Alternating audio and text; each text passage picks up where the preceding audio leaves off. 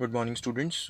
Today we are going to start our third chapter of business studies, which is public, private, and global enterprises. So, in this chapter, we are going to study private sector enterprises and public sector enterprises. So, as you know that Indian economy is a mixed economy as it consists of both privately owned and government owned business enterprises. The economy therefore may be classified into two sectors. Number one, private, and number two, public sector enterprises. So now let us start with private sector enterprises. The private sector enterprises are the business which are owned, managed, and controlled by the single individual or a group of individuals. I have already discussed with you this information in my last lecture. Here, the main objective, the main purpose of doing a business is earning a profit. The various forms of organizations in private sectors are sole proprietorship, partnership, joint Hindu family business, cooperative societies, joint stock companies, and multinational corporations. Now, let us study what is public sector enterprises. The public sector enterprises are the businesses which are owned, controlled, and managed by the government. In private sector, the business is owned, controlled, and managed by the individual or a group of individual. But in government and public sector, it is done through government only. These enterprises may either be partly or wholly owned by the central or the state government. They may also be a part of ministry or have come into existence by a special act of parliament. Various public sector units are formed by the government to participate in the economic activities of the country, and the main objective of opening these enterprises is doing social welfare and earning reasonable profit. The various forms of organization which a public enterprise may take are departmental undertaking, they may take statutory corporation, and government companies. This is a small flowchart where we have divided Indian economy into two, public sector and private sector, and further they are categorized into the forms of organization. Now, we have discussed here the difference between the private sector and public sector enterprises on the basis of ownership, on the basis of objectives, social objectives, form of organization, management, financial resources, accountability, political interference, government control, and distribution of income. If you see, on the basis of ownership, private sector economy is owned by the single individual or a group of individual, while public sector are owned by the government. And the objectives of private sector is to maximize the profit, and the objective of public sector is doing public welfare. The social objectives of private sector economy are not as such, while public sector have the social objectives of creating the job opportunities and developing the backward regions. We already know the forms of organization. In private sector are sole proprietor, partnership, joint stock, etc. Similarly, in public sector, we have departmental undertakings, statutory corporations, government companies. If we talk about the difference on the basis of management, private sector is managed by professional managers, so it is an efficient enterprise, while public sector are managed by the bureaucrats, so it is little inefficient. The next point of difference is financial resources. Private sector enterprises have limited financial resources, while public sector have huge financial resources. Accountability. Private sector are accountable to owners, while public sector are accountable to public through parliament. If we talk about political interference, there is no political interference in private sector enterprises, while in public sector enterprise, there is comparative more political interference. On the basis of government control, private sector enterprises are subjected to strict financial control by the government. They are not subjected to any strict financial control by the government. On the other hand, public sector enterprises, they are subjected to strict financial control.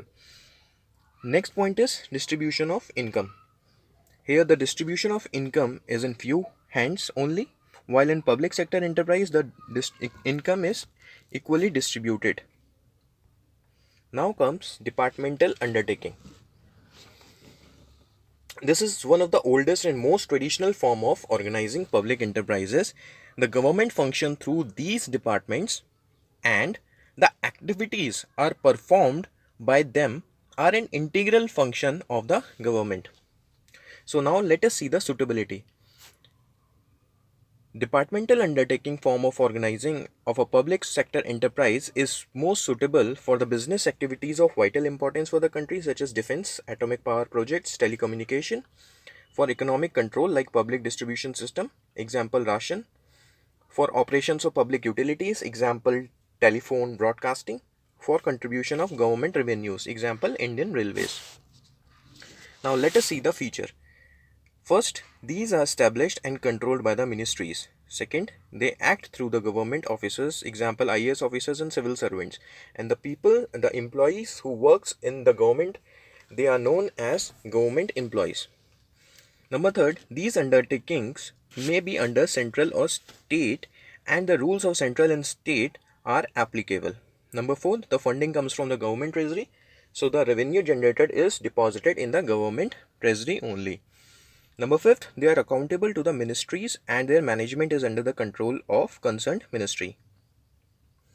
Now let us see the merit and limitations. Number one, merit of departmental undertaking. The control is direct and centralized, so the parliament can effectively control their operation. Number second is they ensure the high degree of public accountability. Now, number third, the revenue earned goes to the government treasury and hence it is a source of income for the government, as we have discussed earlier. The railway is an example. When the national security is concerned, these enterprises are most suitable because they are under the direct control and supervision of the concerned ministry. Example, defense. Now let us see the limitations. Number one is it lacks flexibility of operation, which is essential for the smooth operation of business. Number second is there is a delay in decision making process because employees are not allowed to take independent decisions without the approval of the ministry. Number third is it is unable to take advantages of business opportunities. Number fourth, there is always a red tapeism in day-to-day operation. The red tapeism means too much of paperwork is there, so it takes time to take certain decisions or to do certain operations. Number fifth is there is lot of political interference through ministry. So now let us talk about statutory corporations. Statutory corporations are the enterprises which are brought into existence by a special act of the parliament. This act defines its powers and functions, rules and regulations governing its employees and its relationship with the government departments. Now let us see the suitability. Statutory corporation is suitable for organizing a public sector enterprise when the enterprise requires huge amount of capital. When the capital is required huge amount, then we can go to statutory corporation. Then second is enterprises to run on business lines, and the third is public interest must be kept in view with the enterprise. And the few examples of statutory corporations are LIC, UTI, RBI, FCI. And other examples are also there, such as IDBI, Indian Airlines. Now let us see the features of statutory corporation. Statutory corporation are set up under the Act of Parliament. The Act defines the objects, the powers and the privilege of a statutory corporation. The second is it is wholly owned by the state of the government, appropriate its profits and bears losses if any. Number third, it is a body corporate and can be sued. It can enter into a contract and acquire property in its name. Number fourth, the employees of these enterprises are not government or civil servant and are not governed by the government rules and regulations. Next is members of board of directors are nominated by the government. It is freely free from political interference and departmental interference. Next point is profit motive is not the main consideration. And the last one is the public accountability is also an important feature of statutory corporation. Now see the merits and limitations of statutory corporation. The first merit is statutory corporations are free from undesirable government regulations. Second, government does not interfere in financial matters, including their income and receipts. The third one is it is free from red tapeism and bureaucracy. And the fourth is protection of public interest. The limitations are it does not enjoy much flexibility of operations. All actions are subject to many rules and regulations. Government and political interference has always been there in major decisions where the huge transactions are involved. When there is dealing with public, corruption may exist and the board of directors may abuse their powers and indulge in undesirable practices. So now let us come to the third form of organization, which is government company.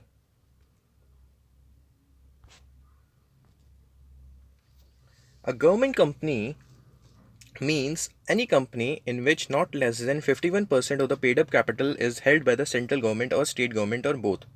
It is according to the Indian Companies Act 2013. Now let us see the suitability of the government company. When the enterprise has to be run on the business lines, when the enterprise has to compete with other companies in private sector, and when the financial and technical subscription from private and foreign enterprises are required. These are the few suitabilities conditions for government companies. Now let us see the example of government companies. These are Maruti Udyog, State Trading Corporation, and Hindustan Machine Tools. Now let us see the features of government company. It is an organization created by Indian Companies Act 1956. Second, it is a corporate body. You know what is a corporate body already. That it can sue, it can be sued, it can acquire property in its name. And the next is the employees are appointed according to their own rules and regulations. The companies are exempted from accounting and audit rules and procedures. Government companies obtain funds from government shareholdings, private shareholders, and capital market. Now let us see the merits and limitations of government companies. The first merit is that it can easily established under the Companies Act 2013. It is a legal entity. It enjoys maximum autonomy, and government companies can curb unhealthy business practices by providing goods and services at reasonable prices. So these were the few merits of government companies. Now let us see the limitations. Since the government is the only major shareholder, the provision of the Companies Act does not have much relevance.